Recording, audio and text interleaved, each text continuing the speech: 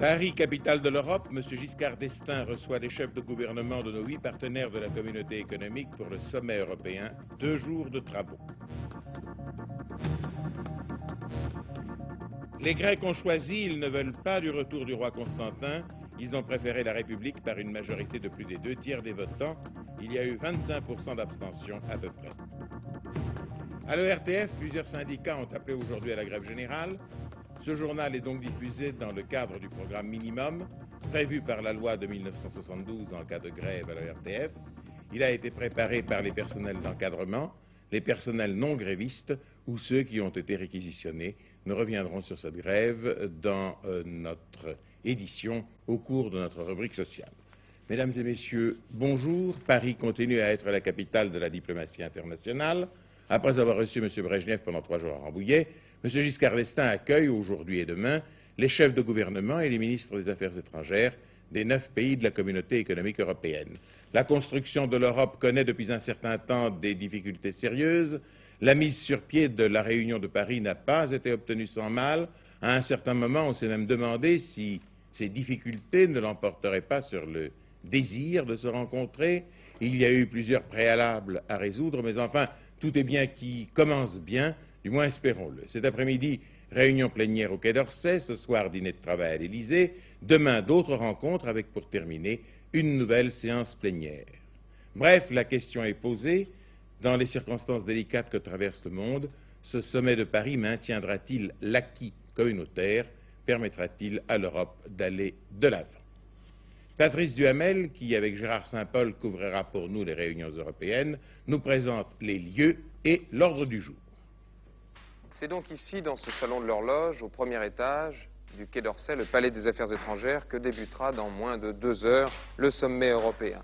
Ce sommet sera le 7e dans l'histoire de la communauté, le 7e, mais aussi le dernier, puisque pour l'avenir, les chefs de gouvernement préfèrent parler de réunions de travail qui ressembleront plus à de véritables conseils des ministres qu'à de grandes conférences internationales. Ce salon de l'horloge est d'ailleurs un haut lieu historique. C'est ici, par exemple, que le 9 mai 1950, Robert Schuman, dans une déclaration désormais célèbre, donnait le véritable coup d'envoi à la construction européenne. Ici, à 15 heures, donc, 19 personnes prendront place autour de cette grande table ronde. Valéry Giscard d'Estaing et 8 chefs de gouvernement, plus 9 ministres des Affaires étrangères, plus le président de la Commission européenne, un Français, M. François-Xavier Ortoli. L'ordre du jour de ce sommet est particulièrement chargé. Les 9 chercheront d'abord à consolider la façade de l'édifice européen en renforçant les institutions. 2 exemples, l'élection du Parlement européen au suffrage universel et l'assouplissement des procédures de vote au sein des conseils des ministres de la communauté. La règle de l'unanimité pourrait laisser la place à la règle de la majorité pour un certain nombre de sujets qui ne sont pas considérés par les Européens comme des sujets d'intérêt vital pour la communauté. Et puis, bien sûr, les 9 évoqueront les grands dossiers d'actualité, l'inflation, le chômage, la crise de l'énergie, le problème régional. Sur ce dernier point, les chefs de gouvernement pourraient décider la création d'un fonds régional pour une durée de 3 ans, un fonds dont le montant des crédits, un peu plus de 7 milliards de francs, serait affecté en priorité à l'Italie et à l'Irlande. Concernant l'inflation et le chômage, il ne faut sans doute pas s'attendre à des décisions spectaculaires. Tous les 9 pays de la communauté européenne sont frappés de plein fouet, à des degrés divers certes, mais ils sont tous frappés par l'accélération de la hausse des prix et par la dégradation de la situation de l'emploi. Plutôt que de chercher des solutions nationales, ils ont sans doute intérêt à coordonner leurs efforts, à colmater ensemble les brèches ouvertes par la crise de l'énergie. Dans ces conditions, il faut sans doute s'attendre plus à des déclarations de solidarité économique qu'à des décisions, qu'à des recettes miracles qui d'ailleurs n'existent sans doute pas dans le contexte actuel. Reste bien sûr le vaste problème de la crise de l'énergie dont le symbole d'ailleurs cet après-midi à 15 heures sera la présence ici de ce feu de bois qui réchauffera peut-être l'atmosphère lorsque les discussions seront un peu vives autour de cette table. Sur le problème de la crise de l'énergie, il y a 2 niveaux. D'abord, au niveau européen, les 9 devront tenter de définir une politique commune, par exemple pour le développement de l'énergie nucléaire. Il est plus facile de développer l'énergie nucléaire à 9 que chacun dans son pays respectif. Et puis, il faudra aussi que les 9 se mettent d'accord sur une stratégie internationale. Faut-il que les pays consommateurs s'entendent entre eux, comme le souhaitent les Américains, avant d'aller rencontrer les pays producteurs de pétrole? Faut-il au contraire, comme le souhaite le chef de l'État, que les pays consommateurs ouvrent immédiatement le dialogue avec les pays producteurs? Cette question sera bien sûr évoquée cet après-midi et donnera sans doute lieu à un débat assez difficile. C'est donc l'ensemble des problèmes de l'heure, on le constate, que les 9 vont évoquer cet après-midi et jusqu'à demain soir. S'agira-t-il d'un simple examen de détail? S'agira-t-il d'un simple échange de vues sur tous ces grands problèmes d'actualité? Au contraire, les 9 parviendront-ils à définir des mesures concrètes qui pourraient permettre de relancer l'Europe dès le début de l'année prochaine? C'est bien sûr la grande question et l'on pense généralement que tout dépendra de la volonté politique d'aboutir à des compromis. Ici, le salon de l'horloge, 24 heures sur la une. C'est M. Leo Tindemans, Belgique, qui est arrivé le premier ce matin à Paris, accueilli par M. Sauvagnargues, puis devait arriver M. Den Uyl, Premier ministre des Pays-Bas, M. Harold Wilson, le Premier ministre britannique, et M. Moreau, Premier ministre d'Italie. La délégation allemande, conduite par le chancelier Helmut Schmidt, est attendue à 13h35. M. Moreau a déjà été reçu par le président de la République. Qui sont ces personnalités? Bien sûr, depuis le temps qu'on les voit sur nos écrans, on les connaît, mais un bref portrait est une bonne chose pour rafraîchir la mémoire. Helmut Schmidt, 55 ans, est le chancelier de l'Allemagne fédérale depuis moins de 6 mois. Il est connu pour son goût du risque, son efficacité et son éloquence, et ses relations étroites avec M. Giscard d'Estaing constituent un atout pour l'avenir de l'Europe. Universitaire souriant mais têtu, Leo Tindemans, le Premier ministre belge, est social-chrétien flamand. Les problèmes de la communauté lui semblent plus simples que ceux de son pays divisé par la querelle flamand-wallon. Ce fort en thème, qui parle couramment 4 langues, est député d'Anvers depuis 1961. Il est âgé de 52 ans et père de 4 enfants. Paul Hartling, 60 ans, est le Premier ministre du Danemark depuis 1 an. Ancien pasteur luthérien, ses talents de diplomate lui avaient valu auparavant le poste de ministre des Affaires étrangères. Il dirige un gouvernement minoritaire. Sous l'aspect bonhomme du fumeur de pipe, le Premier ministre britannique Harold Wilson est avant tout un négociateur coriace.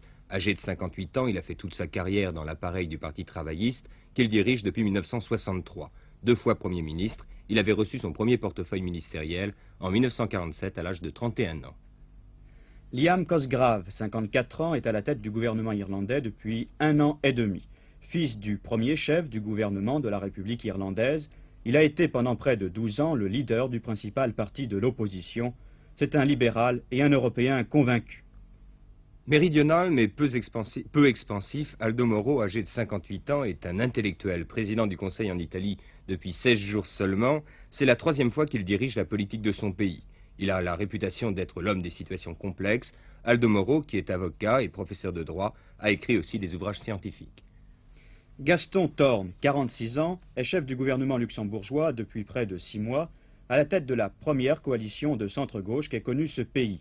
Après avoir été le plus jeune ministre des Affaires étrangères des 6, il est aujourd'hui le plus jeune chef de gouvernement européen.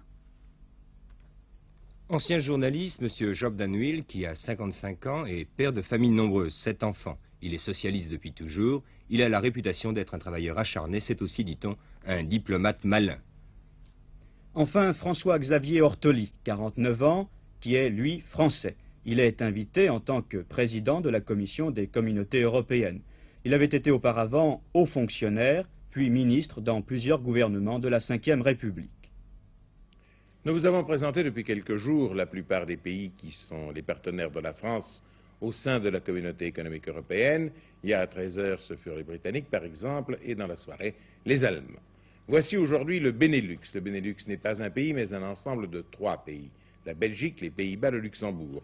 Le mot Benelux est composé des 3 premières syllabes de leur nom, B comme Belgique, Lux comme Luxembourg, et au milieu, Né comme Nederland, qui est le nom des Pays-Bas, justement, en langue néerlandaise.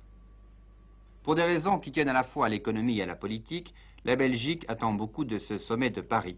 Carrefour européen, c'est une constatation géographique, ce pays a une vocation commerciale. Pour cela, des marchés privilégiés lui sont indispensables, avec notamment l'Allemagne fédérale, la France et la Grande-Bretagne.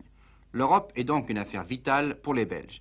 Et tout ce qui peut contribuer à en accélérer la construction et à en consolider l'unité, comme ce sommet de chefs d'État et de gouvernement, est accueilli ici favorablement, à la condition que l'Europe soit solide sur les plans économiques, monétaires, agricoles. L'Europe est une bonne affaire pour la Belgique. Autre condition, il faut qu'elle soit dotée d'institutions stables et démocratiques. Sur le plan politique, faire l'Europe est une nécessité pour les Belges. Faire l'Europe, c'est du même coup oublier un conflit interne qui menace l'État belge depuis sa création. Les querelles flamands-wallons se traduisent aujourd'hui en termes économiques. Donc, plus vite l'Europe sera devenue un vaste ensemble de régions imbriquées les unes aux autres, plus vite les Belges réussiront à oublier leurs problèmes nationaux, d'où l'importance que revêt pour eux la mise en œuvre d'une politique régionale et d'une politique sociale. La Belgique n'a pas de politique de rechange. Elle veut l'Europe, mais pour la faire, elle entend conserver avec les États-Unis des liens naturels, car l'Amérique peut toujours se révéler être un recours possible. Dans un pays où il faut résoudre le politique par l'économique, le choix entre une Europe européenne et une Europe atlantique n'existe pas. Comme tous les pays industrialisés, la Belgique traverse une période difficile. Elle a maintenant la chance d'avoir un gouvernement stable, avec à sa tête un homme de poigne, Léo Tindemans. Son pays doit pouvoir à nouveau jouer un rôle influent sur la scène européenne. Le premier, il a souhaité que ces 6 mois de présidence française soient mis à profit pour la relance de l'Europe, menacée d'effondrement. Ceci explique que les Belges voient un peu ce sommet comme celui de la dernière chance. Pour le Luxembourg, le choix est qu'il n'y a pas de choix. Le Grand-Duché est un petit pays et sans les autres, il n'existerait pas. Donc, tout ce qui peut rapprocher ses grands voisins est de bon augure. Les Hollandais, quant à eux, viendront à Paris en traînant les sabots. Des 9, ils sont sans doute les seuls à ne rien attendre de ce sommet. En fait, ils ne savent plus très bien ce qu'ils veulent. Pendant longtemps, ils ont réclamé le renforcement des pouvoirs des institutions, l'élection au suffrage universel du Parlement européen, et la France, jusqu'ici réticente, fait des propositions dans ce sens.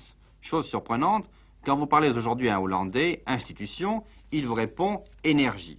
D'abord, l'occasion est trop belle pour remonnayer le gaz naturel que ces pays exportent vers ses principaux voisins, et puis bien sûr, il y a le pétrole avec ses grandes compagnies multinationales. L'Europe européenne n'existe plus pour les hommes d'affaires néerlandais. Seule reste l'Europe atlantique assujettie aux Américains. Cela explique le manque d'intérêt pour ce sommet. Ce n'est pas pour rien que le gouvernement de La Haye a mis si longtemps pour répondre à l'invitation de l'Élysée. Frustré d'être tenu en dehors de toutes ces consultations triangulaires entre la France, l'Allemagne et la Grande-Bretagne, il la reste à être parmi les premiers commerçants du monde. À défaut de vocation européenne, les Hollandais s'occupent de leurs intérêts. Une importante semaine sociale commence, entièrement axée ou presque sur la situation de l'emploi. Elle s'ouvre aujourd'hui par une série de consultations entre Michel Durafour, ministre du Travail, et les organisations professionnelles et syndicales. Ce matin, le ministre a reçu FO. Cet après-midi, il doit discuter avec la CFTC, puis avec la CGC. Demain, ce sera le tour du CNPF, des PME, de la CGT et de la CFDT. Ces entretiens avaient été annoncés, vous vous en souvenez, par M. Chirac, Premier ministre, dans la lettre qu'il avait adressée le 20 novembre à toutes les centrales syndicales. Leur thème, la sauvegarde de l'emploi, la mise au point des différents accords et textes existants sur la sécurité de l'emploi et toujours en matière d'emploi, la situation des jeunes et des familles.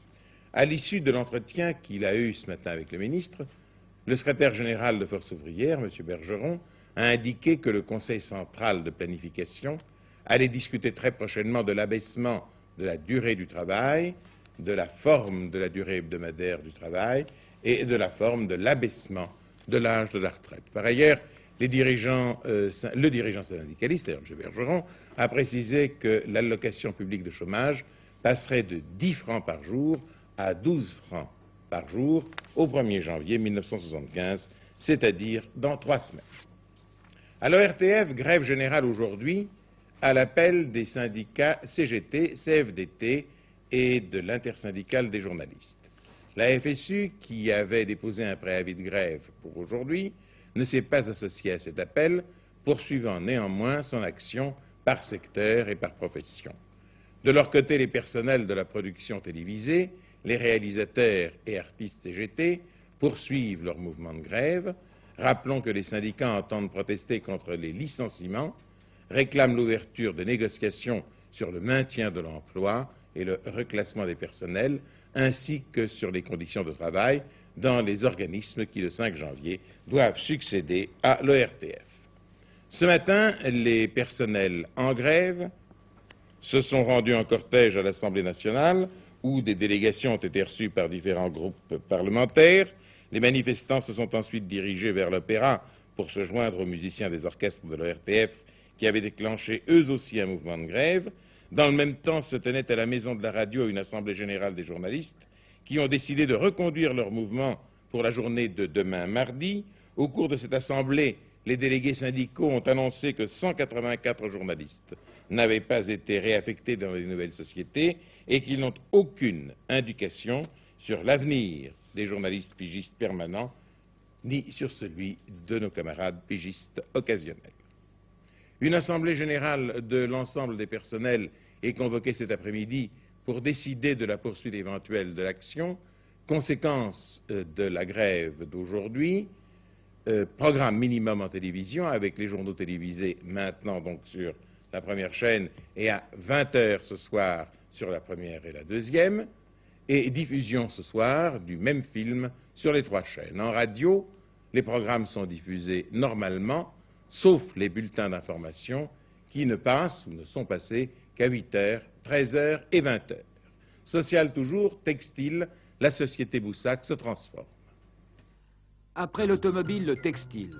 La prochaine nomination de Claude Alain Sarr, PDG de la Lainière de Roubaix, dont vous voyez les usines sur ces images, à la tête du comptoir de l'industrie textile de France, laisse prévoir une alliance entre la laine et le coton, entre le groupe Prouveau et le groupe Boussac. La Lainière de Roubaix, 3e grand du textile français, appartient en effet au groupe Prouveau. Et c'est il y a 4 ans que Jean Prouveau faisait appel à Claude Alain Sarr, ancien directeur général de Citroën, pour redresser la situation de la lainière. La réussite du nouveau PDG fut incontestable. Le comptoir de l'industrie textile de France, que Claude Alain Sarr va donc également diriger, appartient au groupe Boussac, 2e grand du textile, qui a dû ces dernières années faire face à une situation financière difficile. Pour l'instant, le secrétariat de Marcel Boussac affirme que Claude Alain Sarr va diriger 2 sociétés différentes et que sa nomination n'implique nullement un rapprochement entre les 2 groupes. Mais il y a longtemps que le groupe Boussac cherche un partenaire pour ses activités textiles. Sans que des fiançailles aient été annoncées, ce partenaire est peut-être trouvé. Nous revenons au problème de politique étrangère. Les Grecs ont choisi de vivre sous un régime républicain. Le référendum, le plébiscite organisé hier pour ou contre le retour du roi Constantin, a donné une majorité de plus des 2/3 aux partisans d'une république. Ce n'est pas la première fois, loin de là, que les Grecs interrompent un règne de leur monarque, mais à 6 reprises déjà dans l'histoire du pays, des souverains revinrent au trône après avoir été contraints auparavant à l'exil ou à l'abdication. Le propre père du roi Constantin, Paul Ier, chassé en 1924, remonta sur le trône 11 ans plus tard. En tout cas, Constantin n'aura eu qu'un règne bref, 3 ans, de 1964 à 1967, date où il avait dû fuir la Grèce à la suite de son contre-coup d'État avorté contre le régime des colonels, et il n'est pas revenu depuis lors dans son pays. M. Karamanlis, Premier ministre et grand vainqueur des élections du mois dernier, n'a pas caché qu'il ne souhaitait pas voir le souverain revenir à Athènes dans un avenir proche, fût-ce pour régler des affaires personnelles. On estime qu'avant d'envisager de rentrer peut-être dans son pays comme simple citoyen, le souverain devra sans doute reconnaître formellement le résultat du plébiscite et renoncer à toutes ses prérogatives royales. Quel est le visage de la Grèce d'aujourd'hui? Voici notre reportage. 69% des voix en faveur de la République, c'est indiscutable. La Grèce s'est donc librement choisie des institutions démocratiques.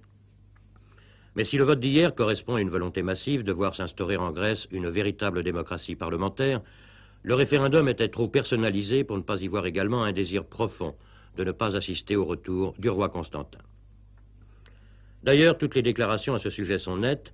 Elles déconseillent fortement à l'ex-souverain de revenir dans son pays, du moins pendant un certain temps, comme il envisageait de le faire, même à titre personnel et privé, et non plus en tant que souverain.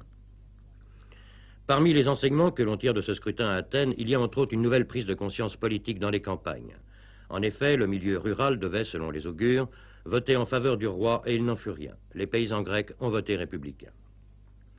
Les partis de droite, soutien traditionnel de la royauté, considèrent pour leur part aujourd'hui que ce résultat est aussi dû en partie à une sorte de malentendu qui se serait installé au cours de la campagne de presse avant le référendum.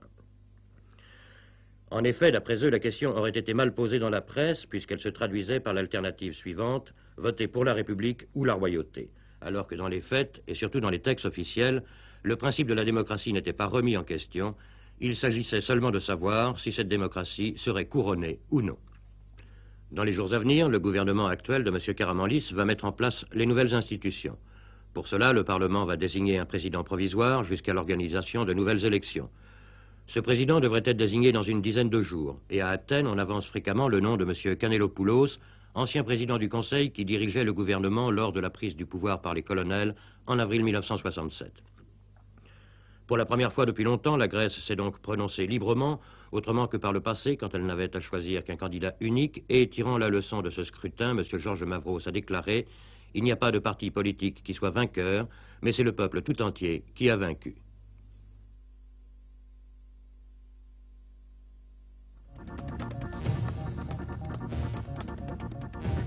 Tokyo. Le nouveau Premier ministre du Japon, M. Takeo Miki, entre en fonction aujourd'hui. Son prédécesseur, M. Tanaka, avait démissionné en raison des critiques formulées contre lui à la suite d'une enquête sur les sources de sa fortune personnelle. Âgé de 67 ans, M. Takeo Miki est le président du Parti libéral-démocrate qui détient la majorité dans les deux chambres de la Diète. Jérusalem. On attend aujourd'hui le verdict à l'issue du procès de l'archevêque Capucci, catholique de rite grec, accusé par les autorités israéliennes d'avoir à plusieurs reprises transporté des armes et des fonds pour le compte de mouvements palestiniens. Le prélat Melchit de Jérusalem risque 18 années de prison, le tribunal n'ayant pas retenu l'immunité diplomatique invoquée par ses défenseurs. Les Soviétiques avaient lancé, il y a une semaine environ, Soyouz 16. Il est revenu sur Terre hier, en dehors de ses tâches purement scientifiques, et notamment les photographies de la Sibérie pour aider la planification de l'agriculture. Soyouz 16 avait une mission précise, permettre aux cosmonautes de répéter dans l'espace les gestes qui leur serviront à l'arrimage l'année prochaine d'un Soyouz soviétique avec un Apollo américain. Michel Chevalet, résultat. Eh bien, la mission Soyouz 16 qui vient de se terminer n'était rien d'autre qu'en quelque sorte qu'une répétition générale, un banc d'essai pour ce grand rendez-vous spatial russo-américain de juillet 1975. Comment les choses vont-elles se passer? Eh bien, c'est très simple. Le 17 juillet, un Soyouz comme celui-ci va quitter Baïkonour et se mettre en orbite autour de la Terre à 225 km d'altitude. C'est-à-dire, c'est précisément l'orbite que viennent de tester les Soviétiques aujourd'hui. Quelques heures après, une cabine Apollo quittera Cap Kennedy. Une cabine Apollo qui, vous voyez, est dotée d'un module d'arrimage, c'est un SAS, et entamera sa poursuite avec le Soyouz et viendra dans cette position en nez à nez avec le Soyouz. Voilà, le rendez-vous aura eu lieu. Ensuite, la pression sera abaissée, la pression atmosphérique sera abaissée dans le Soyouz, parce que les pressions ne sont pas les mêmes dans les deux engins, ça vous le savez, et un Américain, muni d'une caméra de télévision, passera à travers le SAS et viendra se mettre aux commandes du Soyouz. Et la même opération sera répétée en sens inverse. C'est-à-dire que pendant 2 jours durant lesquels les deux véhicules seront accolés, eh bien, on parlera russe et américain dans l'espace, comme quoi Léon Zitrone n'aura malheureusement pas besoin de vos services. Ensuite, eh bien, les deux engins seront en quelque sorte désaccouplés, ils graviteront encore autour de la Terre et reviendront au sol. Alors, on peut s'interroger sur le sens de cette mission de juillet 1975. À notre avis, 3 points doivent être retenus. Le premier, bien sûr, sur le plan politique. Le deuxième, sur le plan psychologique, surtout pour les Soviétiques, qui veulent prouver qu'après leurs échecs, eh bien, ils sont au même niveau que les Américains dans la technique spatiale. Et enfin, que dans l'espace, eh bien, on est capable d'opérer une opération de dépannage. En fait, et là, nous ne sommes pas tout à fait d'accord. Pourquoi? Eh bien, parce que, après cette opération, si les Soviétiques utiliseront toujours un Soyouz, les Américains n'auront plus de cabine Apollo. Donc, on ne voit pas l'utilité de ce système. Et enfin, eh bien, après la cabine Apollo, le futur engin spatial, on vous le montre pour la première fois, et nous y reviendrons avec un reportage que nous avons fait aux États-Unis, c'est la navette spatiale. C'est un engin qui décolle comme une fusée et revient sur Terre comme un avion. Eh bien, cet engin, qui est actuellement en construction aux États-Unis, n'est pas doté dans son nez de ce module d'arrimage. C'est-à-dire que l'on ne peut pas, avec cette navette, effectuer de sauvetage, de dépannage spatial. Et c'est ce qui fait dire actuellement aux États-Unis, Léon Zitrone, que ce rendez-vous de juillet 1975, eh bien, c'est le rendez-vous de l'inutile. Mais je peux vous poser une question. Pourquoi je suis peut-être bête, mais enfin, pourquoi les Américains n'auront-ils plus de cabine Apollo? Eh bien, le programme Apollo, Léon-Zitrone, était simplement fait dans le but, si vous voulez, c'était une technologie qu'on a mis au point pour aller exclusivement sur la Lune et rien d'autre que cela. Partant, le programme Apollo est donc terminé. Il y a eu le programme Skylab, si vous voulez, qui était un programme en quelque sorte hybride, où on a utilisé en quelque sorte du matériel de récupération pour graviter autour de la Terre et observer la Terre. Et après, eh bien, après, c'est précisément cette navette spatiale, c'est-à-dire, on va travailler non plus à emballage perdu. Vous savez qu'une fusée, une fois qu'elle a fonctionné, elle retombe à la mer, elle brûle. Eh bien, maintenant, avec cet engin, on revient sur Terre comme un avion. Vous voyez que même dans l'espace, eh bien, le gaspillage est banni en quelque sorte. Merci. Je vais vous parler d'un autre genre de véhicule, l'automobile. Attention, aujourd'hui, c'est le dernier jour pour l'achat de la vignette. Vous en trouvez encore chez les percepteurs, autrement dit, aux recettes des impôts. Un mot du temps qu'il fait, eh bien, la météo dit que les éclaircies prédomineront près de la Méditerranée et sur les Alpes du Sud. Ailleurs, le temps sera doux, humide, avec des bruines éparses. Je reviens à la vignette, excusez-moi, si vous oubliez d'en acheter aujourd'hui, demain, il faudra que vous payiez 10% de supplément. C'est beaucoup. Mesdames et messieurs, bon après-midi. À ce soir, si vous le voulez bien, 20 h à cause du programme minimum. Merci.